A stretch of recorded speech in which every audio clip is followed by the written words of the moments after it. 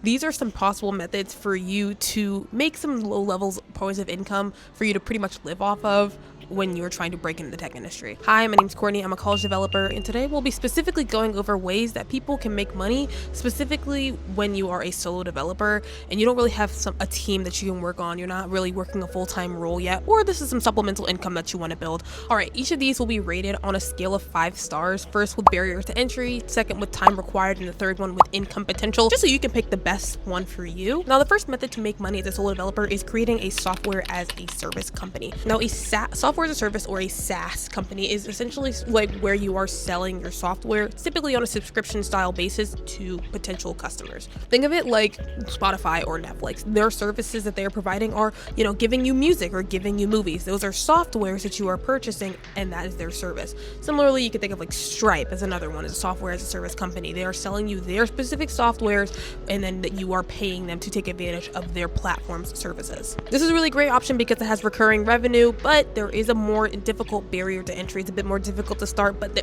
when you do finally sink your teeth into this industry, there is a huge upside if you are really able to market it well and get the proper customers on it. So for barriers to entry, I will say 5 out of 5 stars. It is fairly difficult to enter. It's really, really competitive to have a really good software as a service company actually start making genuine income.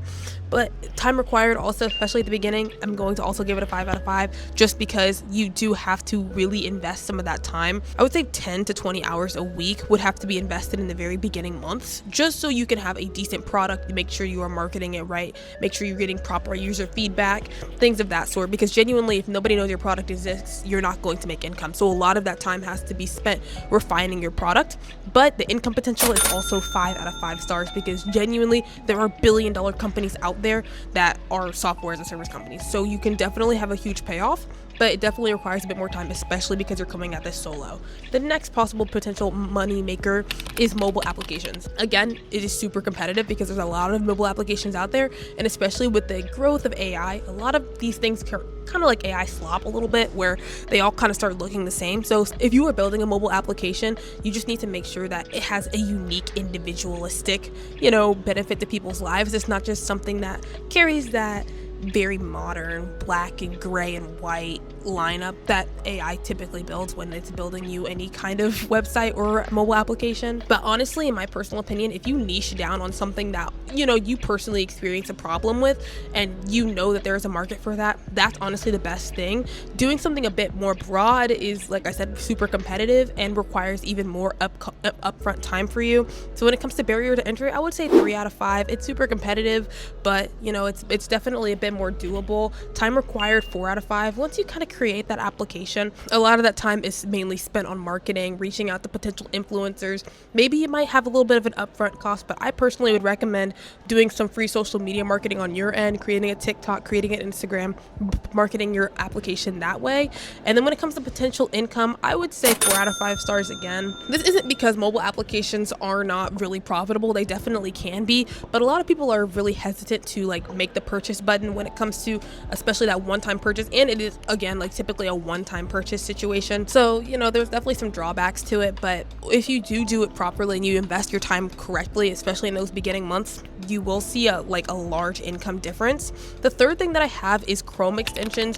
Now again, really competitive. I'm honestly, a lot of these are really competitive, which is kind of why it's a bit more difficult to make money as a solo developer in modern day. That's why half your time needs to be spent actually developing a good product, but the other half of your time genuinely needs to be spent marketing it, refining your product, and actually getting it in front of users. Word of mouth, in my personal opinion, is one of the best methods to grow your product. I know Notion is pretty much built off of word of mouth. They seldom do any advertisements. They've really just grown off of people saying how good their product is. So take that into account when you're trying to think of potential products and things of that sort. These people are willing to purchase Chrome extensions, and there is an entire platform out there for that. When it comes to my ratings on it though, barrier to entry is 2 out of 5 stars. It's not that difficult to actually build a Chrome extension. Again, if you're using AI, it's fairly easy. One of my friends is building a Chrome extension right now for Canvas, EdTech, FinTech, pharma tech, anything like those big clumps, there is money there. So you definitely should be trying to break into one of those big 3. Time required for this one, I'm also gonna say 2 out of 5. Does not take a lot of time to build a Chrome extension. She's like literally built it during a hackathon, so like 48-hour sprint, and then refined it over the next 2 weeks, and then like pushed it to launch. So it's definitely doable. And then when it comes to income potential though, it again is only 3 out of 5 stars, maybe 2.5 out of 5 stars, just because genuinely it's a one-time purchase. People are not gonna make large purchases on a Chrome extension. You know, they're not gonna be spending more than $5-10 on a Chrome extension. So it really does boil down to marketing, word of mouth, word of social media, how you're going to actually benefit people, how are you growing your product to change it up to fit the needs of your potential customer base.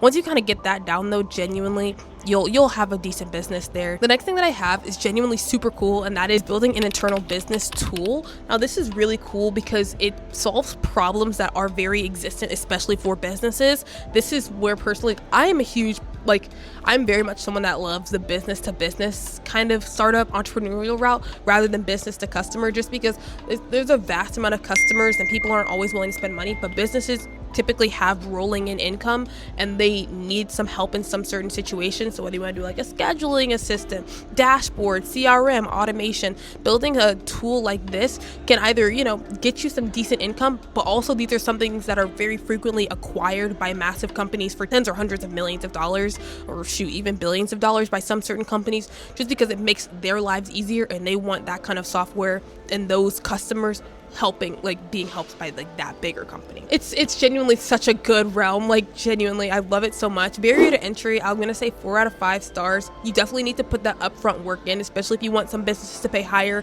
bigger bucks for your product. You need to make sure that you are investing that time properly. Time required, I'm gonna say 3 out of 5. You need to spend a lot more of that time actually refining a really solid product in the beginning, getting user feedback, getting business feedback, and then after that, honestly, the word of mouth from business to business is really well, but additionally, you can go to some different conferences and summits, and that's a great way for you to market your product to some potential businesses, potential customers, and buyers. And then when it comes to income potential, I'm going to say 5 out of 5, because like I said, whether you are selling it to businesses or you end up getting acquired, genuinely, that is chef's kiss, my dream. Wrapping up, I have 2 more left. I have technical content creation. Now, me personally, I don't do technical content creation because I don't really like to delve too deep into the technical aspects, especially with the growth of AI. But however, that is definitely still a realm that people are trying to join. The tech industry is booming. A lot of people say it's oversaturated, so people are trying to learn some of those technical skills to help them stand out, whether you're trying to go for high schoolers, college students, or college graduates, or employed workforce people. There are tons of people that are willing to learn certain concepts. So if you're doing some of that technical content management, you can get ad revenue, you can get sponsorship deals. There's a huge market out there for you. I'm going to say barrier to entry is 3 out of 5, just because it is a bit more competitive. Same for time required, is 4 out of 5. Building any kind of content creation company definitely takes a lot of time. I know me personally, it's taken me years to get to 2,000 subscribers. So it's definitely something that you need to, invest more time in at the beginning, refine your product, get some feedback on some of your viewers, but potential viewers. What are some people looking for? This is where, going to Reddit threads, going to Discord communities, seeing what people want to see is honestly one of the best things you can do. And income potential, I'm going to say 4 out of 5. If you become one of the best, you can have multi-millions of dollars coming in every single year. But, for the average person that's doing content creation, that's just, really trying to push their content out there, you can be making hundreds of thousands of dollars every single year if you're doing it right, tapping into the correct markets and staying consistent is what I found genuinely genuinely staying consistent has helped me out so much more than anything else. So, doing more technical content is definitely, there's an area for you on like the realm of the world. All right, the last thing that I have is consulting. Since you're a solo developer, you already have some experience working in the tech industry, whether you have like a full-time job already or you've like built a plethora of like personal projects. So because of that, you do have expertise that businesses are willing to like invest in and like purchase. So sell your services, sell your consulting power. People want to hear what you have to say, and you can charge big bucks for that. Because of that, I'm going to say the barrier to entry is 4 out of 5 stars. It is a bit more competitive for consulting. There's a lot of people out there that are super great at what they're doing and they're trying to consult, and they charge crazy money for that. So there's definitely a lot more competition out there. But if you market yourself properly and use your connections to your best abilities, you become a LinkedIn and handshake warrior where you are networking with people, getting your face and name known. That's honestly one of the best things you can do for any of these things, but especially for consulting, because you want your services like purchased. Time required, I would say 2 out of 5 stars. honestly, outside of that networking aspect of it, it does not take that much time to actually like do the duties of consulting. You scan a company, you give them feedback, and then you give them potential ways for them to fix or become more like efficient at what they're doing wrong. And then income potential, I'm gonna say 5 out of 5. Some of these companies pay huge amounts of money. You have to know the right people and get yourself in the right doors. So that's kind of where that time comes in. It's really spent at the beginning just advocating for yourself. And since you stay to the very end, I'm gonna say a bonus one, which is building AI tools. I understand AI is genuinely the last words that I really want to say, because AI companies are everywhere. Everybody wants to be an AI business owner. Everybody wants to build the next like Cursor. Everybody wants to be the next Anthropic or OpenAI. So I'm a bit hesitant to really push this, but if you build a really good AI product, people are buying. There is an AI bubble. I'm gonna say it is a bubble, but people like love it. People love the bubble. People love the fact that, you know, your company has AI, that it makes them more efficient. There is money in creating an AI service. So I'm you know, Cal AI, for instance, Resumax, you know, there's so many AI companies out there. But it could actually, you could make some money. So I'm not gonna knock it. Don't knock it till you try it. You know what I'm saying? Barrier to entry, 3 out of 5. It's really competitive. Time required, also 3 out of 5, because you can pretty much use AI to build your company. And then income potential, I'm going to say 4.5 out of 5, just because everybody's investing in AI right now. Take advantage of the situation that you're in.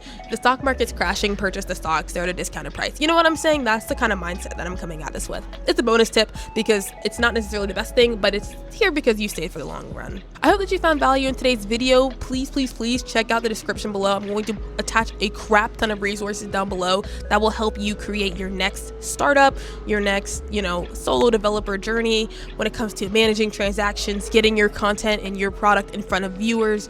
I'll attach all those resources down below. Thank you again so much for watching. I really appreciate your time, and I'll see you next time on Course Corner.